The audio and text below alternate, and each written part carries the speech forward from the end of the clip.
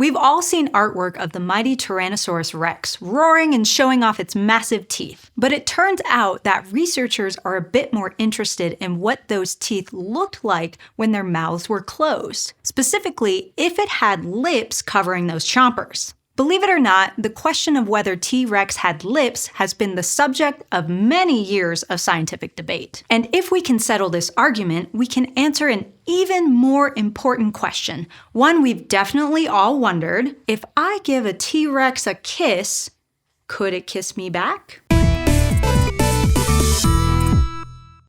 Lips are kind of important. If you don't believe me, try going a whole day with your lips pulled back. Your mouth will dry out, you'll drool all over yourself, and no one will want to eat a meal with you. You wouldn't even be able to give kisses. Aside from smooching, animals use their lips for all sorts of functions. Holding food and water, communicating with each other, even manipulating things in their environment. But obviously, not all animals have lips. Birds have their beaks, and crocodiles have those long, lipless snouts, so you can see their pointy teeth even when their mouths are closed. So how do we tell where fossil animals like the T-Rex fall on the lips versus no lips divide? Like with all other debates, we start with their closest living relatives, which in this case are birds and crocs. We know from fossils that T-Rex didn't have a bird beak, but it is possible that they had mouths like crocs with no lips and permanently exposed teeth. On the other hand, those crocodiles might not be the best comparison here, since they live a very particular lifestyle. They spend most of their time in the water, and they use their snouts to feel around for food. In contrast, dinosaurs like T-Rex primarily lived on land, so you can imagine that if they're doing different things with their faces, they might need different soft tissue to do that. So instead, we can look at some more distant relatives and talk about reptiles in general. Most of our modern land-dwelling reptiles are lizards and snakes, and they do have lips. So even though they're not as closely related, maybe their similar lifestyles make lizards a better example of what to expect when it comes to the kissing capabilities of tyrannosaurs. So here we have our two main options. T-Rex was most likely either croc-faced or lizard-faced, and paleontologists have been flapping their lips on the subject for a long time. One of the classic arguments against lips is the sheer size of T-Rex teeth, since they can be up to a foot long. And the argument was that this is simply far too large to be contained inside of lips.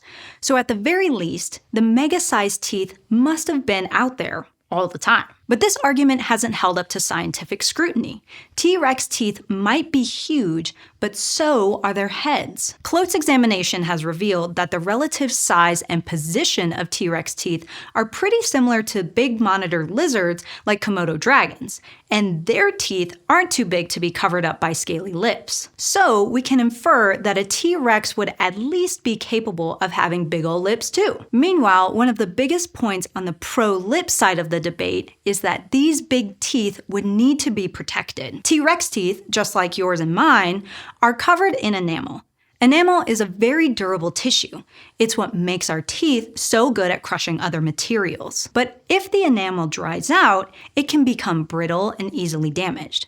One of the major benefits of having lips is that they seal in moisture and keep our teeth damp and strong. Crocodiles don't have lips, but because they live in the water, their exposed teeth still get plenty of moisturizing. Being a land animal, T-Rex's mouth was constantly exposed to the air and sunlight. Their teeth would have been in danger of drying out and cracking, so surely they must have had lips to keep their teeth moistened. But some scientists have pointed out another possible dental workaround. One thing that T-Rex and crocodiles do have in common is rapidly replacing their chompers. They both have or had a constant new supply of teeth waiting in the wings when the current tooth fell out. So maybe exposed teeth weren't that big of a deal for T-Rex because any damaged teeth could be quickly replaced by fresh ones. As you can see, there isn't a clear-cut answer to this question.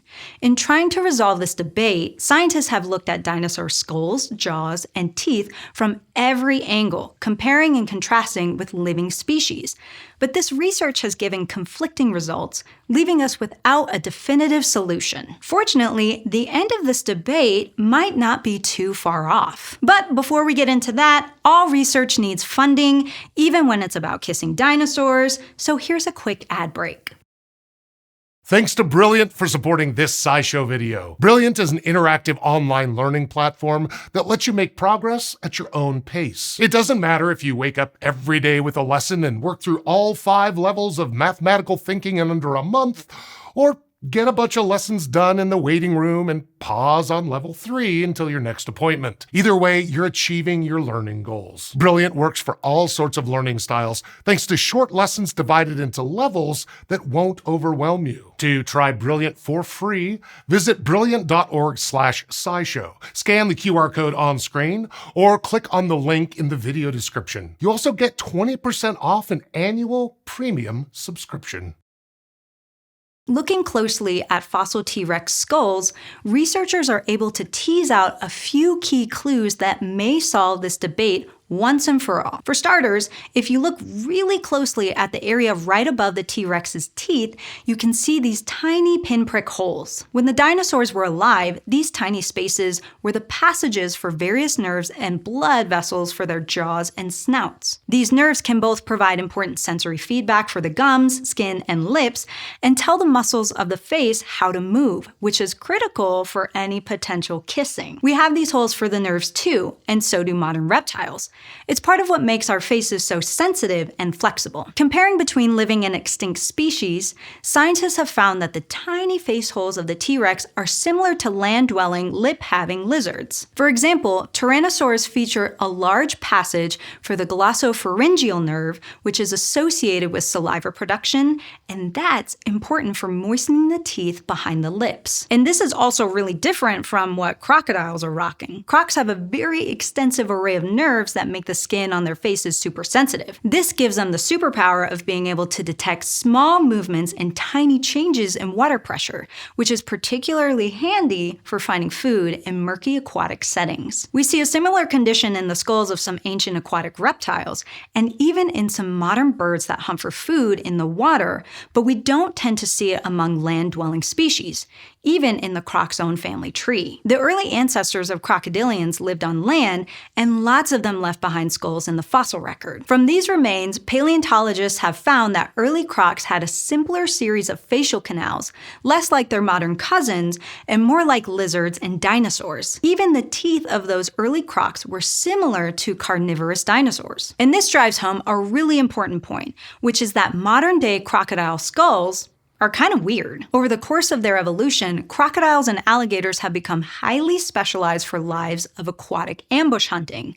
As a result, their faces are unusual compared to other reptiles. And that means that the lipless mouth of a croc probably isn't the best representation for what to expect from a T-Rex, which probably had a more typical reptilian face. But if we want to know whether or not tyrannosaur teeth were protected by lips, it stands to reason that the best place to look is the teeth themselves. If T-Rex teeth were regularly exposed to the elements, we might expect to see special adaptations to keep them safe, and we might also see evidence of damage on their teeth. In modern alligators, for example, the enamel coating on their teeth is thicker toward the tips, which are the parts that are always out in the open.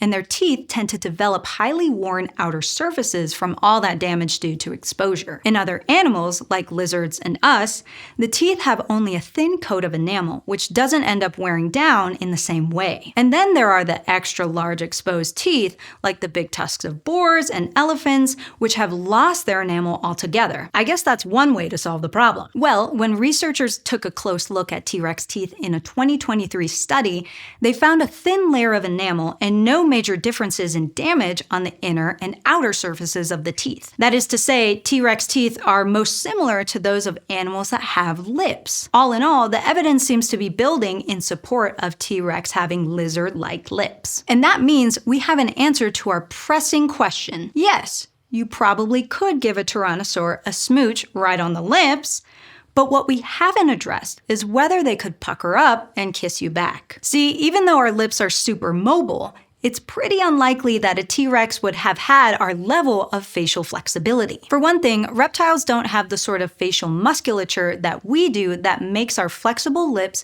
capable of smiling and puckering. T-Rex probably had more stationary lips like we see in lizards, but oddly enough, they still seem to do a bit of romantic mouth-to-mouth just not in the way you'd expect. See, tyrannosaurs seem to have been in the habit of biting each other on the face. In addition to all of the normal holes and ridges in their skulls, T-Rex snouts are commonly covered in scars that match the size and shape of the teeth of other T-Rex. These marks show signs of regrown bone, meaning the animals weren't killed by these bites, and they continued on living and were able to heal. Facial scars are super common on T-Rex skulls, but they're only seen in adult individuals and never in young ones, which some researchers suggest means face biting is a behavior related to sexual maturity. So maybe these were tender T-Rex love bites?